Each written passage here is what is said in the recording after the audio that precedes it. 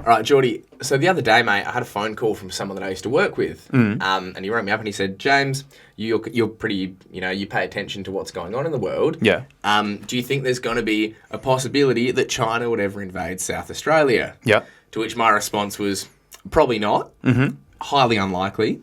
However, it appears that with recent events and the way the media has been covering them, that some people are actually getting that impression." Okay. So, can you enlighten me as to why this may be the case? Well, I think there was an event that took place, a series of events that may have led him to believe that China was going to invade Australia. Yes. And if you had been watching the mainstream media, most notably Sky News and all of the Murdoch outlets, you would come to the conclusion that China is currently circumnavigating Australia, shooting missiles towards our country, and intimidating commercial airliners. Of course, they've got sleeper cells inside every hot pot restaurant in every capital city. Correct. Ready to strike, ready to destroy our precious white Australian democracy. Correct, that's right. So what's happening, mate? So what actually happened is that there was a Chinese naval task force that had been conducting a military expedition and drills inside the Pacific.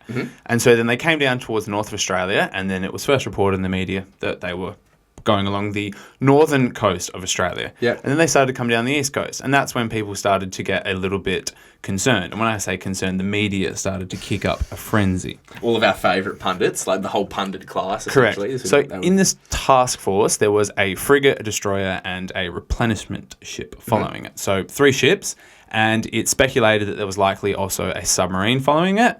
Most likely, however, there's no proof. No confirmation. No confirmation, yes. So they went down the east coast, and then they went down into the Tasman Sea between the southeastern part of Australia and New Zealand. And it was there that they performed a live firing drill, where they used live ammunition to perform, I guess, and replicate a real-life war situation. And what happened was, this is kind of where the media went into its serious frenzy. So to begin with, it was, okay, there's this flotilla coming down, but it was this instance when a Virgin's airline commercial flight intercepted a radio broadcast that was done by the PLA, the People's Liberation, so the PLN, the People's Liberation Navy, the Chinese Navy.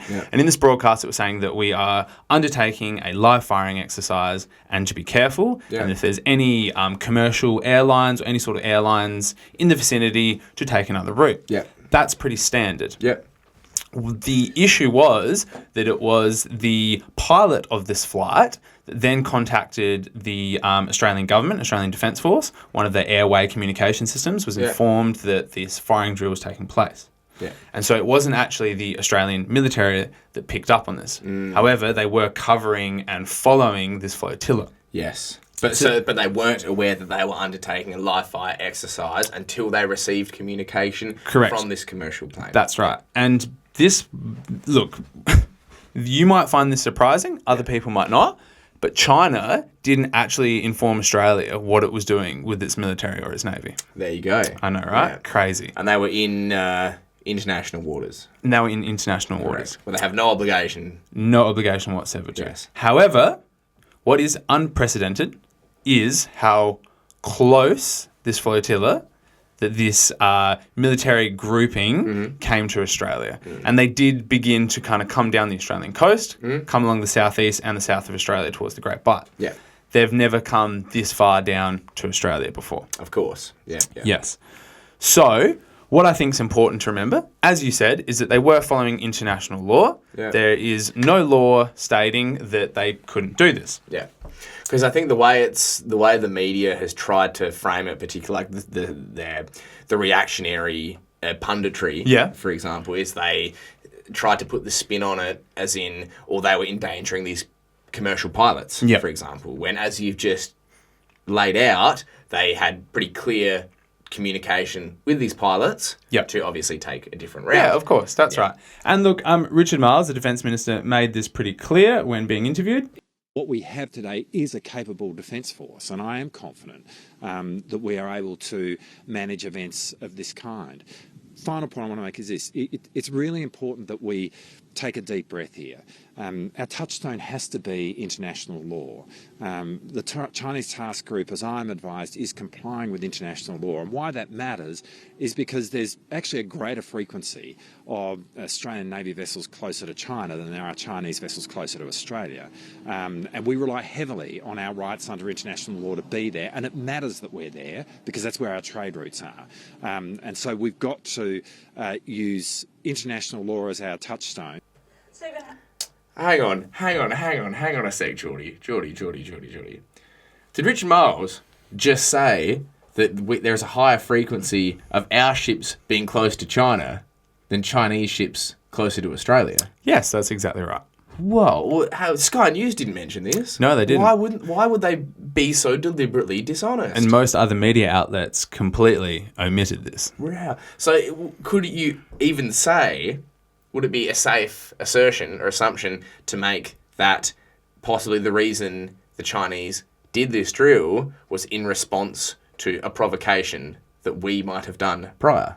I think there's several factors as to why they did this. Yes. All right? But before we go into that, I would like to note that the opposition defence spokesperson, Andrew Hattie, went as far to say that the act amounted to, quote, gunboat diplomacy, implying that China was using its military force to intimidate and pressure Australia into compliance. Now, I found this particularly funny because if you go back and look at history, when real gunboat diplomacy happened, it was usually the European powers, including the United States and Britain, going to China with their gunboats and forcing the Chinese to comply to their economic demands. Of course. So that was real gunboat diplomacy. Yes, of course, yeah. And that was usually with the actual threat of we'll open up to free trade or we'll wipe your cities off the map. Yes, and they did it to the Japanese and numerous other countries. Of course, yep. Yeah, that's what came to mind. Commodore Perry in Japan. I thought that was, quite ironic to say the least. Of course, wow. Yeah, and so basically, as you pointed out, they're following international law. And I think what's really important here is that the former submariner and independent senator from South Australia, Senator Rex Patrick, has pointed out, quote, that the Chinese are operating in accordance with international law and simply doing to us what we've been doing to them for decades. There you go. Yes. So what has been happening for the past couple decades in the South China Sea is that Australia, alongside the United States and other allies, have been performing these freedom of navigation expeditions. Mm-hmm. And look, in international law, that's what it is. It's also a little bit of a euphemism that allows the United States to project their military might and their naval might around the globe. Yeah. And freedom of navigation. Freedom of navigation and kind of disguise and dress it up as simply following international law. Absolutely. So what has happened, for example, in 2018, 3 Australian naval vessels operating in international waters of Vietnam were challenged by the People's Liberation Army Navy. So that was one of the first instances in 2018. Mm-hmm. They had a kind of a little bit of a toe-to-toe and a standoff. And then in November 2023, more recently, a PLAN warship closed and transmitted sonar pulses at a disabled RAN Anzac class warship, HMAS Toowoomba, in international waters off Japan. In February this year, a Chinese Air Force J-16 fighter jet released flares just 30 metres in front of a Royal Australian Air Force P-8A Poseidon surveillance aircraft.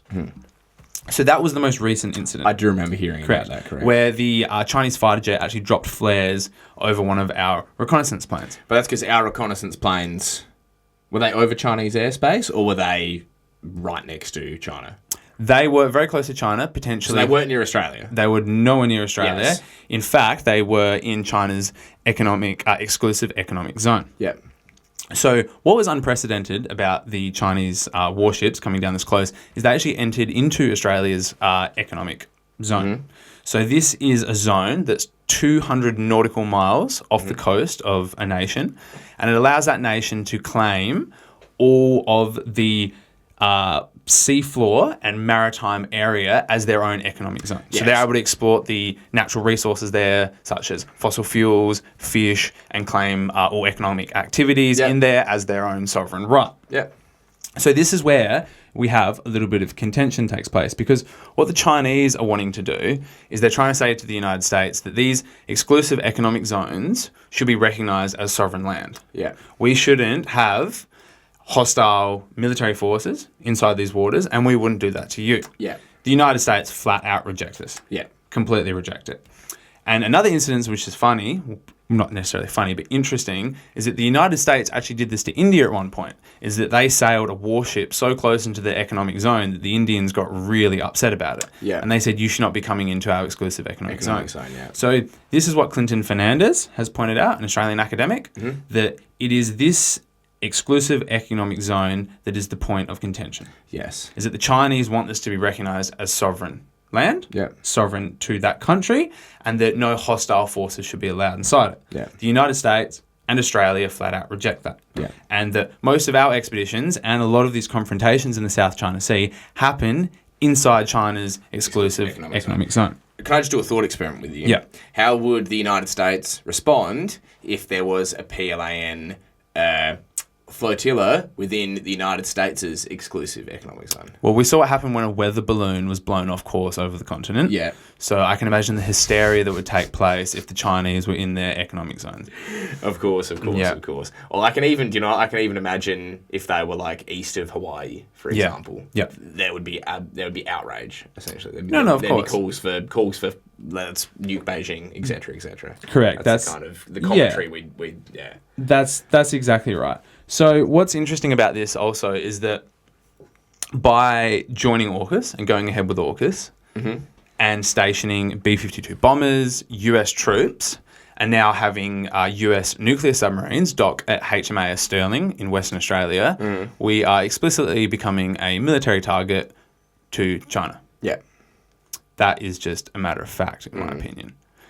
And what is going to happen now, in my personal opinion, in the next couple months, we're now going to see a big push to increase defence spending here in Australia. Of course. And this coincides, obviously, with Britain most recently, saying that they're going to increase their expenditure from 2 to 2.5% GDP in the next 2 years. Yep. And then in the next government, they're going to increase it to 3% by 2030. Goodness, wow. And this comes as Trump has been pushing all NATO members and European allies to spend defence spending. up to he has said 5% of GDP, which is just astronomical. That's a lot of money. More realistically, it'll be probably 3.5%. Currently, Australia spends between, I think it's 50 and 60 billion. I think it's about $55.5 billion a year on our defence, which works out about 2% of GDP. In the next 10 years, we're going to double that, potentially to 100, to reach almost 3%. Wow. And that's excluding, is that including the AUKUS spending? That is excluding the AUKUS spending. Yeah. So we're essentially going to be opening up our public coffers that are paid for by you and my taxes to essentially open it up and then give money to private firms so they can make a profit of selling us the threat of a conflict which we are instigating. Yeah. Amazing. Yeah. Wow. That's a good strategy. It truly is an incredible strategy. It is. It's an incredible strategy. And obviously not to say that we don't, obviously every nation needs defence capabilities. Yeah. I'm all for Australia having strong defence and deterrence capabilities.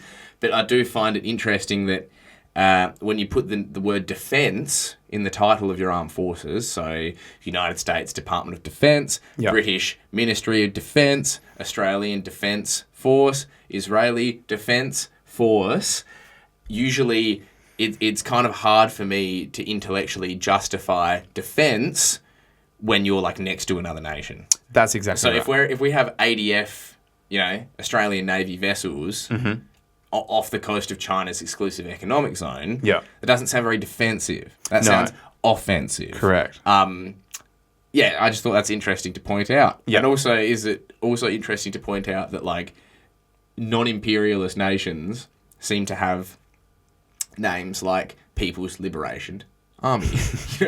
Yeah. For example, I'm just pointing that out. It's a funny little play on words. So what this does highlight, though, is that AUKUS is not to defend Australia, that these nuclear submarines will be used to project US power into the South China Sea and follow a policy of containing China. Yes, which of course. Has nothing to do with Australia's national security or defence. Well, no, because, of course, so we obviously rely heavily on trade with China. So, obviously, containment of China, and which is containment of Chinese trade also, and kind of the blocking off, I think, to my knowledge, that's also the reason behind the Panama kind of intervention by the US recently, is to kind of limit Chinese influence in the Panama Canal. Yeah. And obviously another choke point is the Straits of Malacca in Southeast Asia. Yeah. So obviously by limiting Chinese trade, we're also going to, that's going to hurt us. Oh, that's going to limit us. Yeah, massively. And this comes as we've just seen recently how the US now is potentially abandoning Ukraine. That's one way you could look at it. One way of And I think that has really hit hard in Australia's psychology because we rely so much on US protection. Our entire defence kind of policy is based on the US will come and save us. Yeah. And at the moment, it looks like, one, the US are most likely going to abandon Ukraine and leave Zelensky. Like they've done to all their vassal nations when they have all their vassal nations, their usefulness. Yeah. Destroy, basically Ukraine has been destroyed over this proxy war. And if Australia was to get into a conflict with China, we would also be used as the proxy. Yeah. Which should surprise no one. No, and which would, again, destroy Australia. Yes, that's right. As we know it today. And also just to demonstrate really how insignificant Australia is in the minds of the American political elites, especially Donald Trump. He was at a meeting where he had Keir Starmer at the White House. Yeah. And he was asked by one of his aides, or a reporter, I believe, about AUKUS. And this was Trump's response. Be discussing AUKUS with the Prime Minister, sir. What does that mean? AUKUS, the Australia-US Defence Alliance. Yeah, well, we'll be discussing that. We've had another great relationship, and you have too, with Australia. Yeah. Well, there it is. Valuable comedic material right there. Yeah. I think Keir Starmer's also... I think, honestly, Keir Starmer is probably in a worse position than we are, because we actually have... If you are a bootlicker, like many in our political class are, then you really want the attention of the Americans. Yeah. Yeah. The Americans are backing away from Europe, so I think Keir Starmer is there specifically to grovel, whereas I actually think the leader of Australia would be in a better, less subservient position than a Keir Starmer. Of course, that's right. Poor bloke. And as I said, this entire incident really is just going to allow the defence industry, the people making all the money from these weapons that we build, to call for an increase in spending. Yeah.